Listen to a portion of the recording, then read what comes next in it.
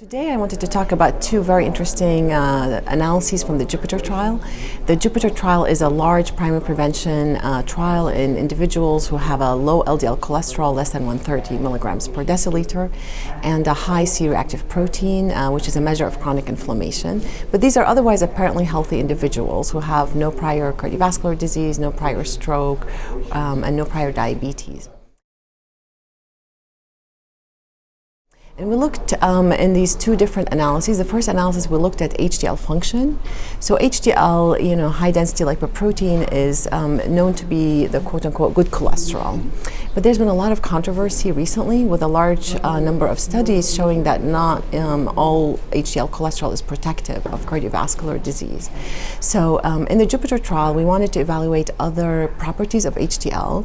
So we have the cholesterol, which is the amount of cholesterol carried by the lipoprotein particles. So HDL doesn't just float around. The cholesterol is actually carried by these particles or boats that carry the cargo. The cargo is the cholesterol.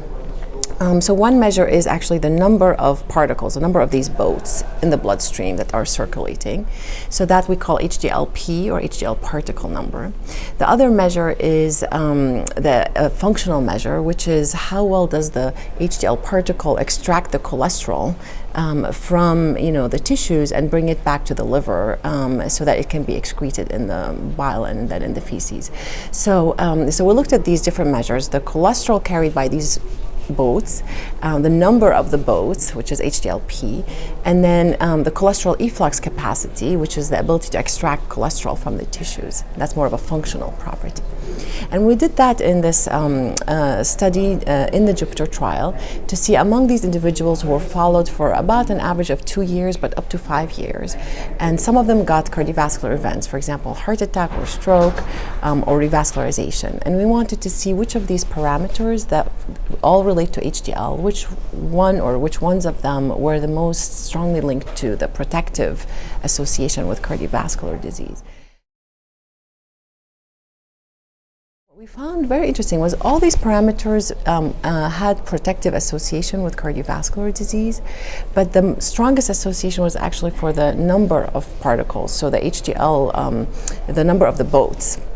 That was the most predictive of cardiovascular disease inversely, so it's a protective association. HDL cholesterol also was inverse, as was HDL cholesterol efflux, which is the functional capacity of the ability to extract cholesterol. But these two were not as strongly related to the protective role of HDL with cardiovascular disease in the Jupiter trial. We thought this is very interesting because putting it in context with some other studies, there's been, other studies recently have suggested that the cholesterol efflux capacity is a very important property of these particles. But the limitation is really it's very difficult to measure it well in, walking individuals. We have these assays that can measure it in, if like an experiment, etc. But to measure it in humans, it's been more of a challenge. The interesting thing was that the number of particles was really protective. So this suggests maybe studies designed to evaluate the role of HDL with cardiovascular disease should look more closely at the number of HDL particles, as these may be really related to the protective association with CVD. These are all related to the good cholesterol, but these are just different aspects of it, So one is how much cholesterol it's carrying, one is how many particles are carrying the cholesterol, and one is, how good is it able to extract the cholesterol from the tissue. Many patients have low levels of HDL, and often that is an indicator of increased cardiovascular risk. And also the opposite. Some people have really high levels of HDL cholesterol. So they may go to the doctor and they say, my cholesterol is 80 or 90. And they want to know, does that protect me from having a cardiovascular event?